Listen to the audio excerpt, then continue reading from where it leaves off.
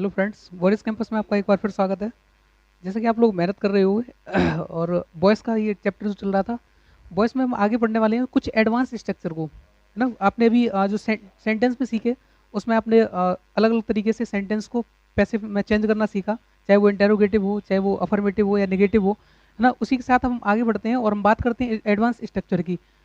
Advance structure में क्या होता है, कुछ ऐसे स्ट्रक्चर्स होते हैं जिनके अंदर सीधा सा आपको परीक्षा क्वेश्चन देती है और उसको आपको सॉल्व करना होता है।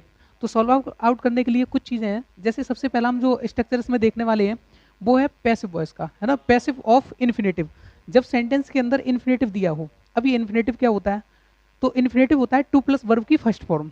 अगर सेंटेंस के अंदर कहीं आपको क्या मिल जाती है, टू प्लस वर्ब की फर्स्ट फॉर्म, यही क्या कहलाता है, इन्फिनेटिव कहलाता है।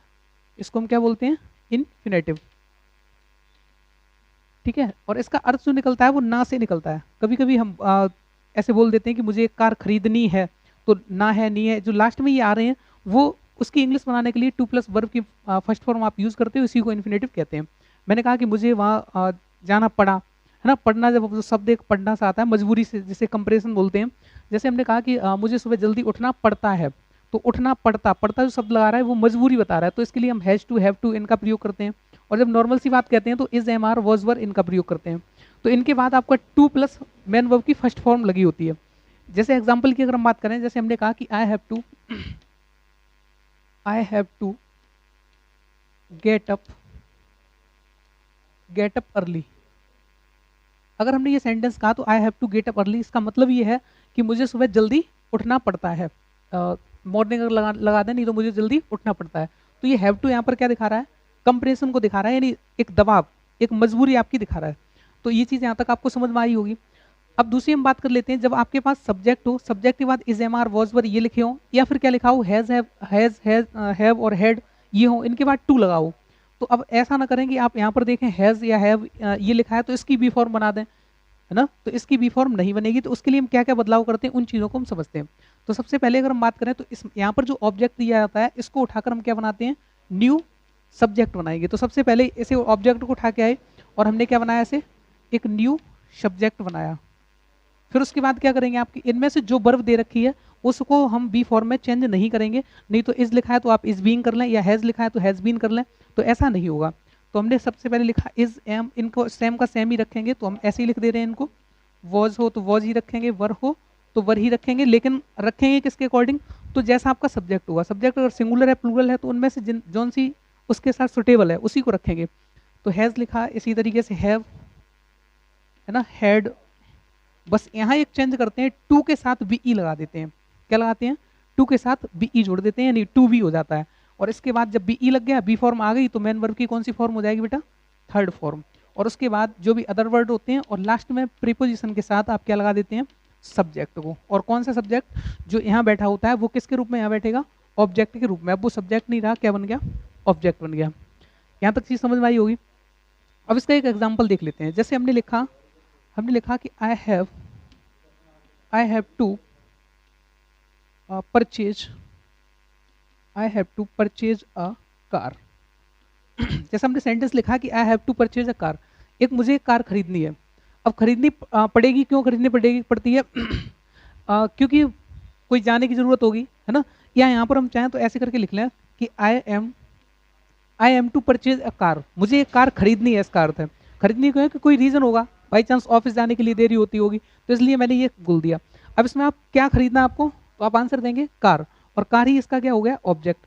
तो हमने इस कार को उठा के सबसे आगे लाया, वही तो कहा कि ऑब्जेक्ट को उठा के क्या बनाते हैं, न्यू सब्जेक्ट बनाते हैं। तो आप लिखेंगे ए कार, उसके बाद जो एम लिखा हुआ है बेटा, अब एम तो आई के साथ आता है, सब्जेक्ट आपका एक आर हो गया, तो इज, और इनमें से प्रेजेंट वाली फॉर्म में से एक उठाएंगे। तो आर उठाते हैं प्लूरल के लिए, तो हम क्या उठाएंगे यहाँ, इज। तो एम वैसा हमने चेंज नहीं किया, लेकिन हमने अकॉर्डिंग टू सब्जेक्ट चेंज किया बेटा, है ना। तो यहाँ लिखा आपने ए कार इज, और टू के बाद क्या जोड़ देंगे आप, बी। क्या जोड़ देंगे, बी। इधर कोई बदलाव नहीं करना। परचेज की कौन सी फॉर्म कर देनी है आपको, तो आप कहेंगे सर परचेज की थर्ड फॉर्म कर दीजिए, परचेज्ड। ये क्लियर हुआ। और उसके बाद आपने परचेज्ड, और फिर आपको क्या लगाना है, प्रीपोजिशन, और उसके बाद ये जो सब्जेक्ट होता है इसको वहां आ जाकर ऑब्जेक्ट बना दीजिए, परचेज्ड बाई मी। तो a car is to be purchased by me, इस तरीके से इनको हम करते हैं। तो ये चीज आपको समझ में आई होगी कि सब्जेक्ट के साथ जब भी टू बी वर्ब कोई लिखी हो, टू बी फॉर्म लिखी हो उसके, या फिर हैज हैव टू ये वर्ब हो तो, और उनके बाद टू लगाओ, मेन वर्ब की फर्स्ट फॉर्म हो ऑब्जेक्ट हो, तो हम ये स्ट्रक्चर फॉलो करते हैं। अब इसमें ये ध्यान रखना कि आप इनकी बी फॉर्म नहीं बनाते, किसकी बी फॉर्म बनाते हो, टू की, तो टू भी कर देते हैं, बस ये बदलाव। कुछ इसके एग्जाम्पल्स देखते हैं, आप please note down, take your time please.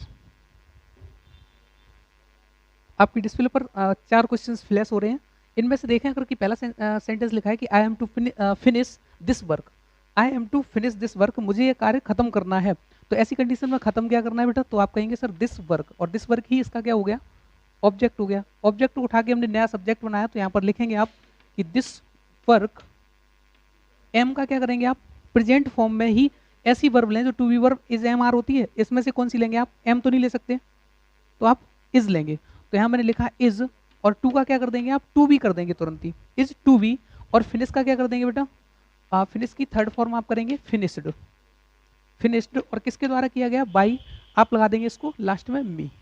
यहाँ तक क्लियर हुआ होगा।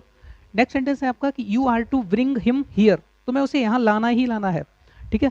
तो ऐसी कंडीशन में आप क्या करेंगे, किसे लाना है बेटा, उसे, हिम को उठाकर सब्जेक्ट बनाइए, आप क्या बनेगा, ही। यहाँ पर आर लिखा हुआ है, पर आर सुटेबल है क्या ही के साथ, आप कहेंगे नहीं है, तो ऐसी कंडीशन में हम क्या करें, ऐसे इज में कन्वर्ट कर लेंगे, ठीक है। तो ही इज, टू का क्या कर देंगे आप सर, टू बी, और ब्रिंग की क्या कर देंगे, थर्ड फॉर्म ब्रॉट, ब्रॉट, और हियर ये बच्चा अदर वर्ड ये लिख लिया आपने। उसके बाद आप प्रीपोजिशन लगाएंगे बाई, और किसके द्वारा बेटा, यू के द्वारा, यू का ऑब्जेक्टिव केस यू ही रहता है, आप इस तरीके से लिख देंगे। यहाँ तक समझ आ गया होगा।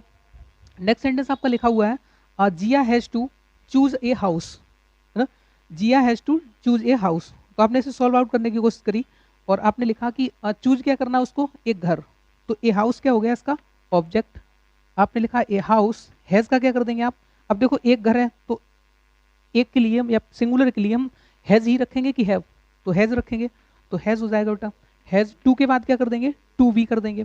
अब वहां जब होता है, जब इसमें टू ना लगा होता है, यानी इन्फिनेटिव ना होता है, तो ऐसी कंडीशन में आप हैज बीन करना होता है आपको, ये बात समझ पा रहे हैं, ठीक है। तो ऐसे ऐसे ही करेंगे, a house has to be, choose का थर्ड फॉर्म आप करेंगे चूजन, ठीक है, चूजन, और बाई किसके द्वारा चुना जाएगा बेटा, जिया, और जिया का दूसरा भाई जो बैठा है टिंकू, है ना, तो इसको हम करते हैं Tinku had to repair this car, टिंकू को अपनी कार ठीक करानी थी बट उसने नहीं कराई, तो इसको हम कैसे कहेंगे, तो टिंकू तो नहीं कहेंगे, क्या ठीक कराना था बेटा, कार को, तो दिस कार ये हो गया इसका सब्जेक्ट, दिस कार, और हेड की कोई फॉर्म नहीं होती, हेड सबके साथ यूज होता है, चाहे सिंगुलर हो या प्लूरल, तो दिस कार हैड, टू का क्या कर देंगे, टू बी, रिपेयर का रिपेयर्ड, थर्ड फॉर्म कर देंगे आप रिपेयर्ड, और किसके द्वारा बेटा, बाई, कौन बैठा है, टिंकू जिया, है ना, तो आप लिख देंगे टिंकू। ओके, यहाँ तक समझ आया। ये था आपके इन्फिनेटिव का स्ट्रक्चर जब आपको इस तरीके से सेंटेंस दिए जाएंगे, ठीक है। तो इसको नोट डाउन करें और उसके बाद हम अगले स्ट्रक्चर की ओर बढ़ेंगे। देखिए नेक्स्ट स्ट्रक्चर है आपका कि अगर कभी कभी ऐसा होता है इनडायरेक्ट का एक आपसे स्ट्रक्चर पूछा जाता है। इनडायरेक्ट में क्या होता है, सबसे पहले आपको सब्जेक्ट दे रखा होता है, उसके बाद आस्क या आस्क से जुड़ा हुआ आस्क्ड हो सकता है, एक और हम लिख देते हैं, अगर चाहें तो वो लोग क्या कर सकते हैं वहाँ आस्क्ड भी दे सकते हैं, ठीक है। तो अकॉर्डिंग टू टेंस, जैसे आस्क लिखा होगा, अगर ये आस्क लिखा हो तो इन प्रेजेंट डेफिनेट होगा, तो बी फॉर्म आप इज एम आर लेंगे, और आस्क लिखा है तो उस कंडीशन में आप वॉज वर्ब लेंगे। यहाँ पर जो टू बी वर्ब हो सकती है वो क्या हो सकती है आपकी इज एम आर, इनमें से हो सकती है कोई, या फिर क्या हो सकती है बेटा पास्ट इसके लिए, आस्क के लिए यानी प्रेजेंट के लिए, और पास्ट के लिए क्या हो सकती है वॉज या वर हो सकती है। बाकी के आप अकॉर्डिंग टू टेंस आप बी फॉर्म बना लेंगे। फिर उसके बाद एक ऑब्जेक्ट लिखा होगा कोई ना कोई, है ना। फिर उसके बाद एक कंजंक्शन आपको देगा इफ या वेदर, इनमें से कोई दे सकता है, या फिर अन्य कोई वैन हो सकता है, क्या हो सकता है बेटा वैन हो सकता है, हाउ हो सकता है ना, इस तरीके से देगा। और उसके बाद कोई ना कोई क्लाउज लिखी होगी या कोई सेंटेंस लिखा होगा। आपको मतलब कितने से, केवल आपने ये जो सब्जेक्ट ऑब्जेक्ट था उसको उठा के क्या बनाया बेटा, एक न्यू सब्जेक्ट बना लिया, ऑब्जेक्ट को क्या बना लिया, सब्जेक्ट बना लिया। उसके बाद हमने टू बी वर्ब लगाई, कोई टू बी वर्ब आप लगाएंगे, उसमें से इज एम आर हो सकती है, वॉज वर्ब हो सकती है, विल बी, शैल बी, जो भी लगानी हो, लेकिन हो टू बी वर्ब। उसके बाद आप क्या करेंगे, इस वर्ब की थर्ड फॉर्म यानी आस्क को क्या कर देंगे, आस्क्ड कर देंगे, या मेन वर्ब की थर्ड फॉर्म हम कर देते हैं, आप चाहें तो ऐसा मान सकते हैं। उसके अलावा यहाँ ये जो जगह छोड़ी है, यहाँ चाहें तो आप सब्जेक्ट लिख सकते हैं, जो सब्जेक्ट है वो ऑब्जेक्ट के रूप में, किसके रूप में, ऑब्जेक्ट के रूप में, आपकी मर्जी है, नहीं लिखेंगे तब भी चलेगा, ये जरूरी नहीं होता। नेक्स्ट है आपका फिर इफ या वेदर, जो भी बाकी की बची हुई चीज सेम का सेम ही रख देते हैं, उससे कोई मतलब नहीं होती, क्लाउज से भी कोई चेंज नहीं करना, केवल एक बार पैसिव वॉइस आपको बनाना है। तो जैसे ही आपके सामने एक एग्जांपल लिखा है कि he asked me if I knew his address, है ना। अब इसमें करना क्या आपको कि यहाँ से लेकर यहाँ तक एक क्लाउज को हमने पढ़ा और यहाँ से आपको देखा कि अच्छा ये लिखा है ही आस्क्ड मी, तो मी इसका ऑब्जेक्ट है, इसको उठा के हम क्या बना दें, सब्जेक्ट। मैंने सब्जेक्ट बना लिया, आपको याद होगा कि मी का सब्जेक्टिव केस आई होता है। आस्क्ड लिखा था पास्ट इंडेफिनिट टेंस है, और पास्ट है तो पास्ट की बी फॉर्म क्या होती है बेटा, वॉज वर, तो यहाँ पर मैंने लगाया वॉज, आई वॉज। आस्क्ड की थर्ड फॉर्म भी आस्क्ड होती है, तो हमने आस्क लगा लिया। इसके बाद अगर हम चाहें तो हिम लगा सकते हैं और नहीं चाहते हैं तो नहीं भी लगा सकते हैं। आप चाहें तो लगाएं, ना चाहें तो ना लगाएं, कोई दिक्कत नहीं है, कोई इशू नहीं है। अगला फिर आप यहाँ पर इफ लिखेंगे, इफ के बाद जो भी सेंटेंस है सेम लिख दीजिए, उससे कोई मतलब नहीं होता आपको। If I knew his address, ये हुआ अगला सेंटेंस, है ना। तो इसके हम कुछ सेंटेंस देख लेते हैं, फिर उसके बाद हम आगे बढ़ेंगे। देखिए आपके सामने फिर 4 सेंटेंस हैं, और ये 4 सेंटेंस वो इनडायरेक्ट फॉर्मेशन के। अगर इसमें देखें तो हमने देखा पहला सेंटेंस कि he asked me when I would complete my work. तो आप यहाँ पर करना शुरू करेंगे, तो आस्क्ड के बाद बेटा मेन वर्ब जो है उसके बाद कौन सा ऑब्जेक्ट रखा है, मी, तो मी को उठा के हम सब्जेक्ट बनाएंगे, तो हमने लिखा आई और उसके बाद वॉज आस्क्ड। ये तो आपको पता है कि इतनी चेंजिंग हमने कैसे करी, बी फॉर्म हमने इसकी वजह से लगाई, और उसके बाद बी फॉर्म के बाद मेन वर्ब की थर्ड फॉर्म लगाई। उसके बाद अगर हम चाहें तो यहाँ लिख सकते हैं बेटा बाई हिम, लिखना चाहें तो लिख दें, ठीक है, और नहीं लिखना चाहते हैं तो ना भी लिखें, कोई दिक्कत नहीं है। लेकिन जब किसी का नाम दे रखा हो, और ये कॉमन सेंस की चीज़ है, अगर चाहें तो लिख लें, बाकी के नाम दे रखा होगा तो उस टाइम हमें लिखना पड़ेगा। तो हमने यहाँ पर बाई हिम चाहें तो लिख दें, नहीं तो नहीं। फिर उसके बाद हमने वैन लिखा, वैन, इसके बाद आई, इधर से कोई मतलब नहीं होता, हमें जैसा लिखा होता है वैसा सेम कर देते हैं, केवल हमें आगे पैसिव वॉइस कर देना है बस, कंप्लीट माई वर्क। अगला सेंटेंस है राजेश आस्क्ड मी, और मी को उठा के फिर हमने सब्जेक्ट बनाया आई, और उसके बाद आस्क लिखा था इसलिए हमने वॉज लगाया, आई वॉज आस्क्ड, वर्ब की थर्ड फॉर्म। उसके बाद हमने लिखा बाई, और कौन है बेटा, राजेश, मैंने राजेश लिख दिया, I was asked by Rajesh when, फिर हमने लिखा when Priya, Priya would return. इसमें भी कोई दिक्कत नहीं है इधर, है ना। अगला सेंटेंस है आपका कि I asked Rani if she went to Jaipur, I asked Rani if she went to Jaipur. तो हमने ऐसे भी करना शुरू किया, और हमने रानी को नया सब्जेक्ट बनाया, रानी वॉज। अगर बेटा इसमें चलो हम आस्क कर लेते हैं, क्या कर लेते हैं, आस्क, तो यहाँ हो जाएगा सी गोज हो जाएगा, ठीक है, इस तरीके से बना लेते हैं। तो हमें अब देखो, जब ये आई आस्क लिखा, आई आस्क रानी, तो ये प्रेजेंट इंडेफिनिट है, प्रेजेंट इंडेफिनिट है तो चेंज करेंगे तब कैसा हो जाएगा, इसकी बी फॉर्म क्या आएगी बेटा, वॉज इज एम आर में से, तो हमने लिखा रानी इज आस्क्ड। एक सेंटेंस ऐसा भी ले लेते हैं प्रेजेंट का, सारे पास्ट के हो गए इसलिए, रानी इज आस्क्ड बाय मी, ये चाहे तो लगाएं अन्यथा ना लगाएं, कोई दिक्कत नहीं। फिर उसके बाद हमने लिखा इफ सी, इधर तो कोई चेंजिंग नहीं, ठीक है, तो if she goes to Agra, कि आगरा का कानपुर हो जाएगा, ऐसा चेंज नहीं करेंगे। अगला सेंटेंस लिखा है teacher asked the students whether they had done this project या डन द प्रोजेक्ट, तो यहाँ से ऑब्जेक्ट इसका क्या है बेटा, द स्टूडेंट्स, मैंने उठाया द स्टूडेंट्स, और आस्क्ड लिखा है इसलिए हमने वॉज तो काम नहीं करेगा क्योंकि स्टूडेंट्स एक नहीं कई सारे हैं, तो वर हो गया, वर आस्क्ड बाय टीचर, आप चाहें तो लगाएं, ना चाहें तो ना लगाएं, वैसे लगा दो कोई दिक्कत नहीं है, तो हमने लगाया बाय टीचर, और उसके बाद हमने लिखा वेदर, इधर से कोई मतलब बेटा, ठीक है, तो आप लिख देंगे सीधा सीधा they had done the project, done the project. I hope you understand this topic. अब इसमें क्या था खास कि एडवांस स्ट्रक्चर में आपने देखा कि एक तो आपने इन्फिनेटिव सीखा, दूसरा आपने जो इनडायरेक्ट का पोर्शन था उसमें कुछ आपसे सवाल पूछे जाते हैं, इस तरीके का अगर स्ट्रक्चर आता है तो आप इस तरीके से ना सॉल्व कर देंगे। यहाँ तक उम्मीद करता हूँ कोई दिक्कत नहीं होगी, और आप पढ़ तो रहे होंगे, ठीक है। एक्सरसाइज निकालिए और उसके अंदर देखिए ऐसे सारे कई सारे क्वेश्चंस आपको मिलेंगे जिन्हें सॉल्व आउट कीजिए, और अगर कोई दिक्कत होती है तो कमेंट बॉक्स में आप टाइप कर दिया करें। आगे हम पढ़ते हैं अगले स्ट्रक्चर की ओर, प्लीज इसको नोट कर लीजिए, फिर उसके बाद हम आगे देखते हैं। हम बात करते हैं अगले स्ट्रक्चर की। बेटा जब भी आपके एडवांस स्ट्रक्चर में एक और स्ट्रक्चर आता है कि दे लिखा हो, पीपल लिखा हो, वी लिखा हो, एवरीवन लिखा हो, सेंटेंस की शुरुआत इन शब्दों से होती है, और उसके बाद इसमें बिलीव, थिंक, है ना, से या नो, और एक और शब्द आप सीख लेंगे कंसीडर, ठीक है, कंसीडर, जिसका मतलब होता है कि अनुमान लगाना, ठीक है, या फिर सोचना, कोई चीज़ सोचना, या थिंक जैसा ही शब्द है कंसीडर, और उसके बाद दैट लगा के कोई क्लाउज दे देता है, और क्लाउज किसी के बारे में कही जाती है। जैसे एग्जाम्पल के लिए हमने कहा कि वी नो, हम सब मतलब हम जानते हैं कि ही इज़ अ टीचर, वह एक अध्यापक है। तो हम जानने का मतलब ये है कि वह अध्यापक के नाम से जाना जाता है, ऐसा बोल देते हैं।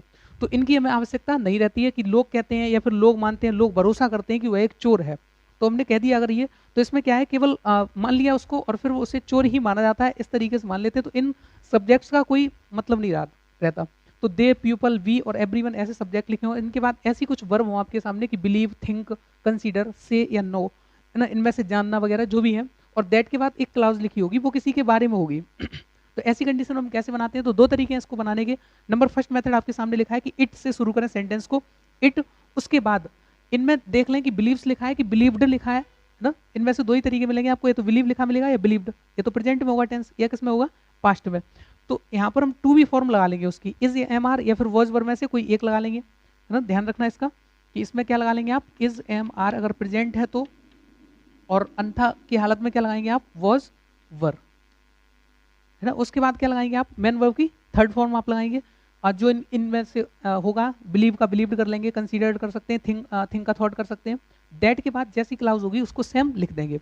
इसका दूसरा तरीका है कि आप उसमें से सब्जेक्ट निकालें, जो भी सब्जेक्ट है, राम श्याम घनश्याम, यहाँ पर उसको रखें जिसके बारे में आप जो कह रहे हैं। अगर वो सब्जेक्ट नहीं है, ही लिखा है, तो वहाँ ही लिख सकते हैं आप। उसके बाद टू बी वर्ब लगाएं, is am are was verb, इनमें से कोई सी भी एक, और मैन वर्ब की थर्ड फॉर्म, इन मैन वर्ब की एक थर्ड फॉर्म आप लगाएंगे। उसके बाद टू बी लिखकर जो भी उसका पेशा है, वो टीचर के रूप में जाना जाता है, वो अध्यापक, वो चोर के रूप में जाना जाता है, थीप के रूप में जो हो, वो यहाँ पर उसका पेशा लगा देते हैं, ऑक्यूपेशन जो होता है। इस तरीके से इस स्ट्रक्चर को फॉलो करते हैं। एग्जाम्पल के लिए हम देखते हैं एक स्लाइड। एग्जाम्पल आपके सामने है, we know that he is a good teacher. इसको करने के लिए आपने देखा कि स्ट्रक्चर से अगर मैच करें तो इसमें इनमें से कोई दे रखा है वी, उसके बाद नो दे रखा है, और उसके बाद एक दैट कंजंक्शन दे रखा है, उसके बाद एक क्लाउज दे रखी है। इसे सॉल्व करने के लिए आप तो एक तो इस स्ट्रक्चर से बनाए या दूसरा वाला हम फॉलो करेंगे। सबसे पहले इट्स वाले से बनाते हैं, तो हमने लिखा इट और नो लिखा है, तो टेंस कौन सा होगा बेटा, सोच के देखो ये टेंस कौन सा होगा। नो लिखा, सब्जेक्ट के बाद वर्ब की फर्स्ट फॉर्म, तो प्रेजेंट इंडेफिनिट, और प्रेजेंट डेफिनिट है तो इट इज लेंगे इसको बी फॉर्म के रूप में, इट इज। नो का क्या कर देंगे आप, नॉन, ठीक है, थर्ड फॉर्म कर दी।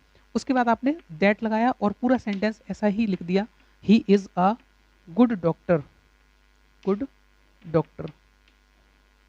I hope you understand. Next sentence लिखा हुआ है इससे हम स्ट्रक्चर से बनाए, ही वाले से। तो हमने इसमें सब्जेक्ट भी देखा, तो बेटा सब्जेक्ट किसके बारे में कहेगी, उसके बारे में कहेगी, ही सब्जेक्ट है, हमने ही को ही उठाया। उसके बाद टू बी वर्ब कौन सी लगाएंगे आप, प्रेजेंट है तो इज ही लगाएंगे, ही के साथ इज ही सूट करेगा, ही इज। अब उसके बाद क्या करना होता है, वर्ब की थर्ड फॉर्म आपको लगानी होती है। तो नो की थर्ड फॉर्म क्या होती है, नॉन, ही इज नॉन। उसके बाद टू बी लगाना है आपको, तो हमने टू बी लिखा।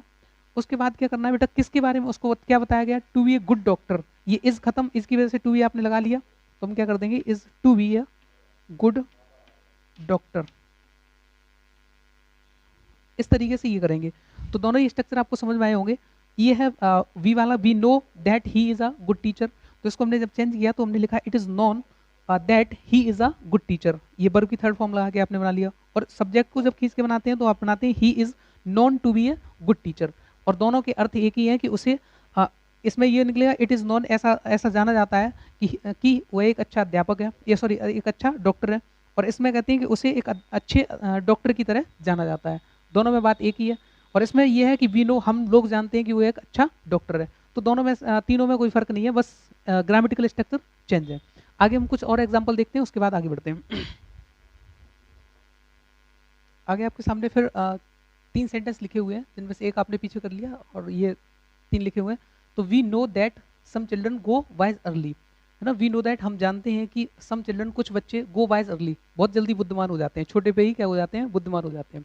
तो इस सेंटेंस को करने के लिए आपने इट वाला स्ट्रक्चर फॉलो किया। तो इट नो लिखा है, तो सेंटेंस कौन सा बेटा, प्रेजेंट है, तो प्रेजेंट के हिसाब से टू बी फॉर्म आपने इज लगा ली। It is known, known that, बाकी का पूरा सेंटेंस यही रहेगा, सम चिल्ड्रन गो, चलो मैं लिख देता हूँ,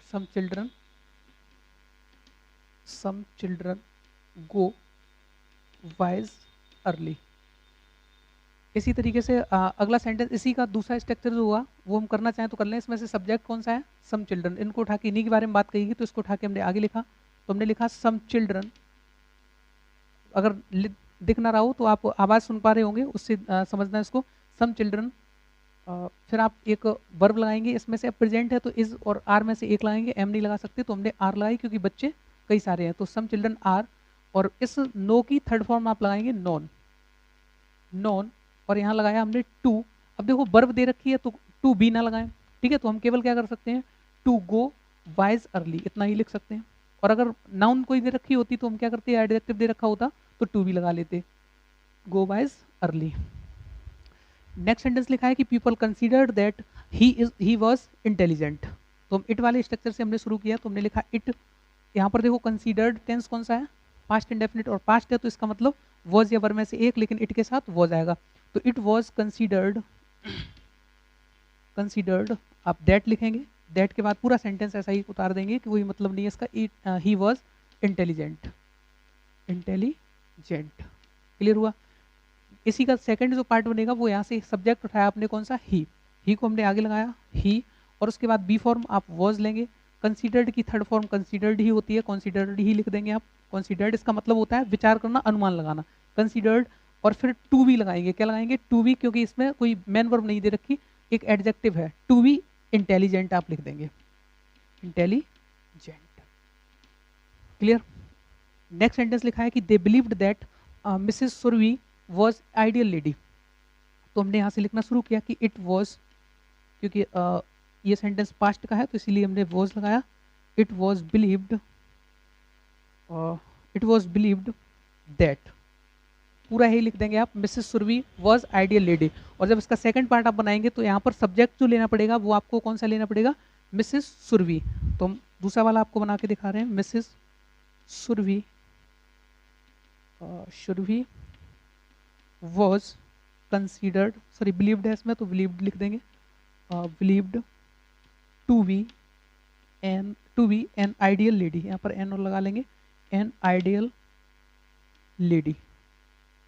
अच्छा एक और चीज समझ लेंगे आप, यहाँ पर एन क्यों लगाया और इंटेलिजेंट से पहले एन क्यों नहीं लगाया, तो इसके बाद कोई नाउन नहीं था बेटा, है ना, तो नाउन नहीं होता तो यहाँ पर आर्टिकल किसके लिए लगाओगे, जबकि आपको पता है कि आर्टिकल जो होते हैं वो नाउन के लिए ही लगाए जाते हैं। तो इसलिए यहाँ पर इंटेलिजेंट बॉय लिखा होता तो एन लगाना उचित था, जब हमने आगे कुछ लिखा ही नहीं, केवल इंटेलिजेंट लिखा है तो यहाँ एन नहीं लगाएंगे, आर्टिकल नहीं लगाएंगे। लेकिन इसके बाद आइडियल के बाद लेडी लिखा हुआ है, नाउन लिखा है, इसके लिए हमने एन लगा दिया। यहाँ तक उम्मीद करता हूँ ये समझ में आ गया होगा। तो हम नेक्स्ट स्ट्रक्चर की ओर बढ़ते हैं। अगला स्ट्रक्चर आपके सामने लिखा है, it is time to, to plus main verb की फर्स्ट फॉर्म आ गई और इसका मतलब इन्फिनेटिव की बात फिर आ गई। तो अगला स्ट्रक्चर इन्फिनेटिव का है, it is time to plus main verb की फर्स्ट फॉर्म, फिर उसके बाद कोई ना कोई ऑब्जेक्ट लिखा हुआ। तो ऐसी कंडीशन में चेंजिंग करने के लिए आपको इट्स टाइम टू, ये एक फ्रेज है, इसको चेंज नहीं करना है, सेम का सेम ही रखना है। इट इज टाइम, बस इसको क्या कर देना है, फॉर्म में चेंज करेंगे हम। मतलब ऑब्जेक्ट जो होगा उससे पहले हम, मतलब इट इज टाइम लिखने के बाद एक प्रीपोजिशन फॉर देंगे, उसके बाद वो ऑब्जेक्ट लिखेंगे जो नाउन के रूप में आपको दे रखा होगा। फिर उसके बाद आप प्लस टू बी, ये टू के साथ क्या लगा देंगे, बी ई जोड़ देंगे, और मैन वर्ब की कौन सी फॉर्म कर देंगे, थर्ड फॉर्म। बस इतना सा चेंज करना है, उसके बाद ये सॉल्व हो जाएगा। जैसे आपके सामने एक एग्जांपल लिखा हुआ है कि it is time to play chess, यह समय चेस खेलने का है, शतरंज खेलने का है। तो हमें करना क्या है, केवल सॉल्व आउट करने के लिए आप इट इज टाइम, ये तो सेम रहेगा, इट इज टाइम, बस क्या करना है आपको यहाँ फॉर लगाना है। फॉर किसके लिए ये समय, तो आप लिखेंगे चेस के लिए, तो यहाँ पर लिखा हमने चेस। और अब ये वाक्य बचा इतना टू प्ले, तो टू क्या कर देंगे, टू बी, और प्ले को क्या कर देंगे, वर्ब की third form to be played. तो ये सेंटेंस बन जाएगा, it's time for chess to be played. Next sentence है इट्स टाइम, ऐसे कर भी बोलते हैं, इट्स बोलते हैं इसको, ठीक है। तो it is time to open the shop, lockdown खुल गया, वो ओपन द शॉप होने लगी, है ना, खुलने भी लगी, तो आप क्या करेंगे इसको, इट इज टाइम या इट्स टाइम फॉर लगाएंगे, उसके बाद किसके लिए खुलने का समय हुआ, द शॉप, तो आप लिखेंगे the shop to be, shop to be open का क्या कर देंगे, ओपन की थर्ड फॉर्म ओपनड, यूं करेंगे आप। नेक्स्ट सेंटेंस आपका लिखा है, it is time to get the knowledge, यह समय नॉलेज लेने का है। आप लॉकडाउन में घर पर बैठे हो, सामने आपके हाथ में मोबाइल है, तो आराम से नॉलेज गेन करिए। तो ये सेंटेंस कैसे बनाएंगे आप, इट इसका यही रहेगा same, it is time for knowledge, इतना तो आप बना ही लेंगे, ठीक है, क्योंकि ये जो ऑब्जेक्ट होते हैं उसको हम फॉर के बाद लिख देते हैं, NOWLEDGE नॉलेज। और उसके बाद आप लिख देंगे टू के बाद टू वी ई, और गेट का थर्ड फॉर्म कर देंगे, गेट भी हो जाता है और गोटन भी हो जाता है, ठीक है, गोट कर लीजिए। उम्मीद करता हूँ ये वाला स्ट्रक्चर समझ में आया होगा। नेक्स्ट हम बढ़ते हैं देयर वाले स्ट्रक्चर की तरफ, जिसमें देयर दे रखा होता होगा आपको, बी फॉर्म और टू बी दे रखा होगा, तो उसके लिए इसे नोट करें। देखिए नेक्स्ट स्ट्रक्चर आपका है, सेंटेंस में अगर देयर लिखा मिल रहा है, देयर टू बी वर्ब मिले कोई, is am are was were, है ना, और उसके बाद नाउन कोई लिखी हो, नाउन का मतलब कोई भी ऑब्जेक्ट हो सकता है, विशेष किसी वस्तु के बारे में, और उसके बाद टू प्लस मैन वर्ब की फर्स्ट फॉर्म, यानी ये फिर किस क्या आ गया बेटा, टू प्लस मैन वर्ब की फर्स्ट फॉर्म इन्फिनेटिव। अगर ये मिल रहे हैं सेंटेंस में तो आप चेंजिंग कैसे करेंगे, there is to be verb, ये सब सेम सेम रहता है, there plus to be verb और नाउन कुछ भी नहीं चेंज करना है आपको, बस लास्ट में क्या करना है, जो लास्ट में टू लिखा है उसको टू बी कर देना है, और मैन वर्ब की क्या कर देनी है, थर्ड फॉर्म कर देनी है, बस वैसे बॉयस बनाना है, तो बी फॉर्म लग के मैन वर्ब की थर्ड फॉर्म होनी है। जैसे सेंटेंस आपके सामने लिखा है, there is a lot of work to complete, है ना, कार्य खत्म करने के लिए काफ़ी पड़ा हुआ है वो बता रहा है, तो आप क्या करेंगे इसको, नो चेंज, कोई भी इधर तो कुछ भी नहीं चेंज करना, there is a lot of work आप सेम लिखेंगे। उसके बाद इस टू को क्या करना है, टू बी, सबसे सिंपल स्ट्रक्चर है, टू को टू बी कर दीजिए, कंप्लीट की थर्ड फॉर्म कर दीजिए कंप्लीटेड, बस आपका सेंटेंस सॉल्व हो गया, बस इतना चेंजिंग करना है आपको।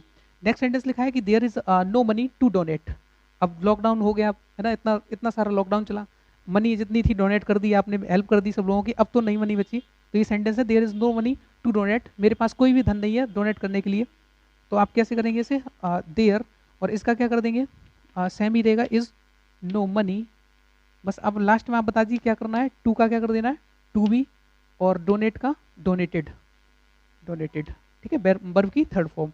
नेक्स्ट सेंटेंस है there is no water to waste, पानी भी काफ़ी सारा बर्बाद हो रहा है ना, तो अब पानी नहीं रहा, बर्बाद करने के लिए पानी नहीं है, तो आप क्या करेंगे, तो नेम सीधा से लिखेंगे कि there is no water, there is no water to be, और वेस्ट की कर देंगे वेस्टेड थर्ड फॉर्म, सिंपल सा है। नेक्स्ट सेंटेंस आपके सामने लिखा है, there are many books to read, पढ़ने के लिए कई किताबें पढ़ी हैं लॉकडाउन में, आप आराम से उन बुक्स का अध्ययन करिए, तो same condition, there are many books, इधर तो कोई चेंज नहीं करना है, देयर बुक्स, चेंजिंग कहाँ करनी है, टू को क्या करना है बेटा, टू वी, और रीड को क्या करना है ना, रेड, बट स्पेलिंग तो वही रहेगी, ठीक है, प्रोनाउंसिएशन जो है उसे रेड पढ़ेंगे, बाकी के रहेगी या स्पेलिंग यही सेम। तो यहाँ तक उम्मीद करता हूँ ये चीज़ आपको समझ में आ गई होगी। अब हम आगे कुछ और ऐसी कुछ वर्ब्स देखते हैं जिनमें आप, जो बाई की बात हो रही थी कि हर बार हम बाई लगा देते थे, बाई मी बाई अस, है ना, उसे ना लगाकर हम कुछ और करेंगे, तो वो कुछ वर्ब हैं उनको समझते हैं, और उसके बाद ये